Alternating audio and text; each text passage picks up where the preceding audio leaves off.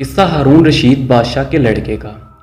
ہارون رشید کا بیٹا تھا جس کی عمر تقریباً 16 سال کی تھی۔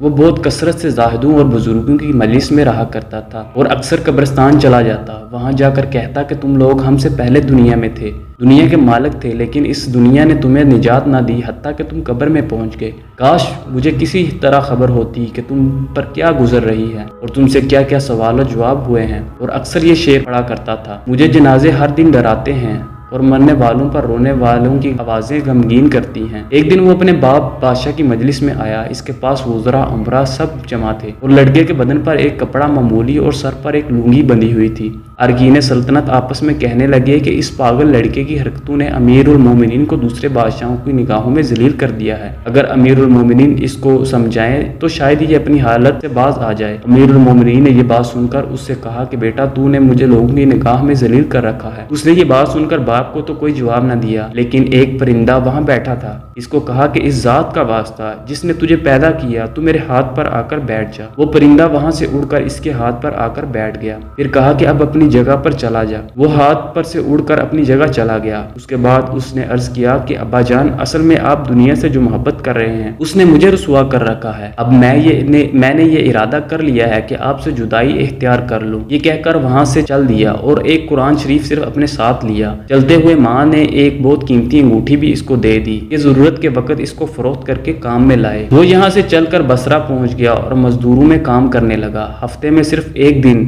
جمعرات کو مزدوری کرتا اور 8 دن تک وہ مزدوری کے پیسے خرچ کرتا اور 8 دن پھر جمعرات کو مزدوری کر لیتا اور 1 درم اور 1 دنک یعنی درم کا چھٹا حصہ مزدوری لیتا، اس سے کم یا زیادہ نہ لیتا۔ 1 دنک روزانہ خرچ کرتا۔ ابو عامر بصرہ رحمۃ اللہ علیہ کہتے ہیں کہ میری ایک دیوار گر گئی تھی، اس کو بنوانے کے لیے میں کسی معمار کی تلاش میں نکلا۔ کسی نے بتایا کہ یہ شخص بھی تعمیر کا کام کرتا ہے۔ میں نے دیکھا کہ نہایت خوبصورت لڑکا بیٹھا ہے، ایک زنبیل پاس رکھی ہے اور قرآن شریف دیکھ کر پڑھ رہا ہے۔ میں نے اس سے پوچھا کہ لڑکے مزدوری کرو گے؟ کہنے لگا کیوں نہیں کریں گے، مزدوری کے لیے تو پیدا ہی ہوئے ہیں، اب بتائیے کیا خدمت مجھ سے لینی ہے؟ میں نے کہا گارے مٹی تعمیر کا کام لینا ہے۔ اس نے کہا 1 درم اور 1 دنک مزدوری ہوگی اور نماز کے اوقات میں کام نہیں کروں گا، مجھے نماز کے لیے جانا ہوگا۔ میں نے اس کی دونوں شرطیں منظور کر لی اور اس کو لا کر کام پر لگا دیا۔ مغرب کے وقت جب میں نے دیکھا تو اس نے 10 آدمیوں کے بقدر کام کیا۔ میں نے اس کو مزدوری میں 2 درم دیے، اس نے شرط سے زائد لینے سے انکار کر دیا اور 1 درم اور 1 دنک لے کر چلا گیا۔ دوسرے دن میں پھر اس کی تلاش میں نکلا، وہ مجھے کہیں نہ ملا۔ میں نے لوگوں سے تحقیق کی کہ ایسی صورت کا ایک لڑکا مزدوری کیا کرتا ہے، کسی کو معلوم ہے کہ وہ کہاں ملے گا؟ لوگوں نے بتایا کہ وہ صرف جمعرات ہی کے دن مزدوری کرتا ہے، اس سے پہلے تمہیں کہیں نہیں ملے گا۔ مجھے اس کے کام کو دیکھ کر ایسی رغبت ہوئی کہ میں نے 8 دن تک اپنی تعمیر بند کر دی اور جمعرات کے دن اس کی تلاش میں نکلا۔ وہ اسی طرح بیٹھا قرآن شریف پڑھتا ہوا ملا۔ میں نے سلام کیا اور مزدوری کرنے کا پوچھا۔ اس نے وہی پہلی 2 شرطیں بیان کی، میں نے منظور کر لی۔ وہ میرے ساتھ آ کر کام میں لگ گیا۔ مجھے اس پر حیرت ہو رہی تھی کہ پچھلے جمعرات کو اس اکیلے نے 10 آدمیوں کا کام کس طرح کر لیا، اس لیے اس مرتبہ میں نے اسی طرح چھپ کر رہ کر وہ مجھے نہ دیکھ سکے اس کے کام کرنے کے طریقہ دیکھا تو یہ منظر دیکھ کر وہ ہاتھ میں گارا لے کر دیوار پر ڈالتا اور پتھر اپنے آپ ہی ایک دوسرے کے ساتھ جڑتے چلے جاتے۔ مجھے یقین ہو گیا کہ یہ کوئی اللہ کا ولی ہے اور اللہ کے اولیاء کے کاموں کی غیب سے مدد ہوتی ہے۔ جب شام ہوئی تو میں نے اس کو 3 درم دینا چاہے، اس نے لینے سے انکار کر دیا کہ میں اتنے درم کیا کروں گا اور 1 درم اور 1 دنک لے کر چلا گیا۔ میں نے 1 ہفتہ پھر انتظار کیا اور تیسرے شنبے کو پھر میں اس کی تلاش میں نکلا، مگر وہ مجھے نہ ملا۔ میں نے لوگوں سے تحقیق کیا، ایک شخص نے بتایا کہ وہ 3 دن سے بیمار ہے، فلاں ویرانے جنگل میں پڑا ہے۔ میں نے ایک شخص کو اجرت دے کر اس پر راضی کیا کہ وہ مجھے اس جنگل میں پہنچا دے۔ وہ مجھے ساتھ لے کر اس جنگل ویران میں پہنچا تو میں نے دیکھا وہ بے ہوش پڑا ہے، آدھی اینٹ کا ٹکڑا سر کے نیچے رکھا ہوا ہے۔ میں نے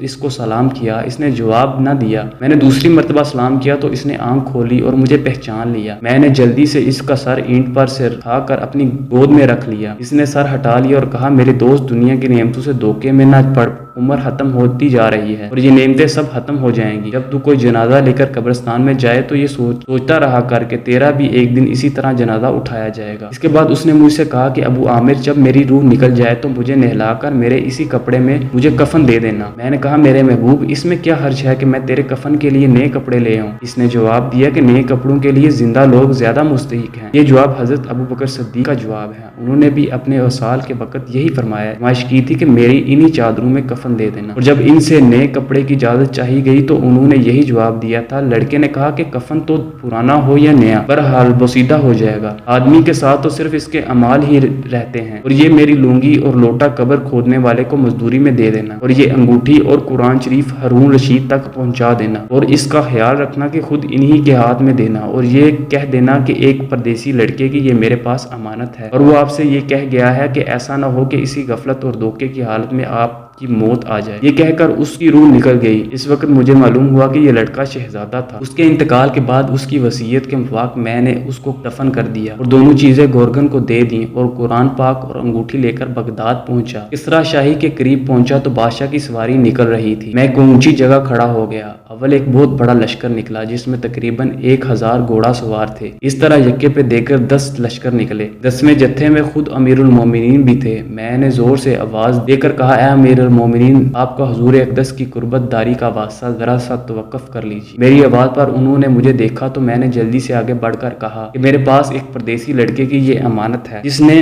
مجھے یہ وصیت کی تھی کہ یہ دونوں چیزیں آپ تک پہنچا دوں۔ بادشاہ نے ان کو دیکھ کر پہچان لیا، تھوڑی دیر سر جھکایا، ان کی آنکھوں آنسو جاری ہو گئے، اور ایک دربان سے کہا کہ اس آدمی کو اپنے ساتھ رکھو، جب میں واپسی پر بلاؤں تو میرے پاس پہنچا دینا۔ جب وہ باہر سے واپسی پر مکان پر پہنچے تو محل کے پردے گروا کر دربان سے فرمایا، اس شخص کو بلا کر لاؤ، اگرچہ وہ میرا غم تازہ ہی کرے گا۔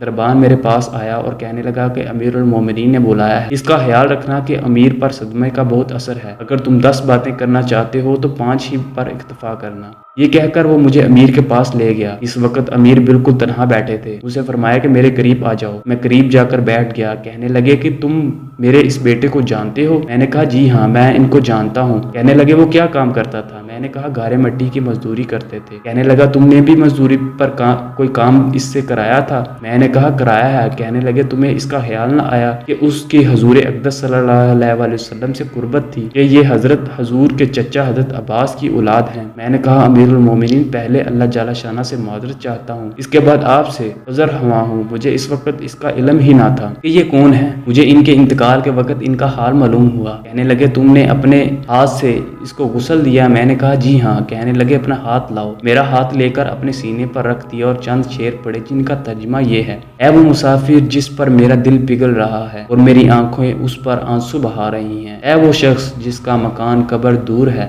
لیکن اس کا غم میرے قریب ہے، بے شک موت ہر اچھے سے اچھے عیش کو مقدر کر دیتی ہے۔ وہ مسافر ایک چاند کا ٹکڑا تھا، یعنی اس کا چہرہ چاند سا تھا جو خالص چاندی کی ٹہنی پر تھا، یعنی اس کے بدن پر۔ بس چاند کا ٹکڑا بھی قبر میں پہنچ گیا اور چاندنی کی ٹہنی بھی قبر میں پہنچ گئی۔ اس کے بعد ہارون رشید نے بصرہ اس کی قبر پر جانے کا ارادہ کیا۔ ابو عامر رحمۃ اللہ ساتھ تھے۔ اس کی قبر پر پہنچ کر ہارون رشید نے چند شعر پڑھے جن کا ترجمہ یہ ہے، اے وہ مسافر جو اپنے سفر سے کبھی بھی نہ لوٹے گا، موت نے کم عمری کی ہی زمانے میں اس کو جلدی سے اچک لیا۔ اے میری آنکھوں کی ٹھنڈک، تو میرے لیے انس اور دل کا چین تھا، لمبی راتوں میں اور مختصر راتوں میں بھی تو نے موت کا وہ پیالہ پیا جس کو عنقریب تیرا بوڑھا باپ بڑھاپے کی حالت میں پیے گا، بلکہ دنیا کا ہر آدمی اس کو پیے گا، چاہے وہ جنگل کا رہنے والا ہو یا شہر کا رہنے والا۔ بس سب تعریفیں اسی واحدہ لا شریک کی ہیں جس کی لکھی ہوئی تقدیر کے یہ کرشمے ہیں۔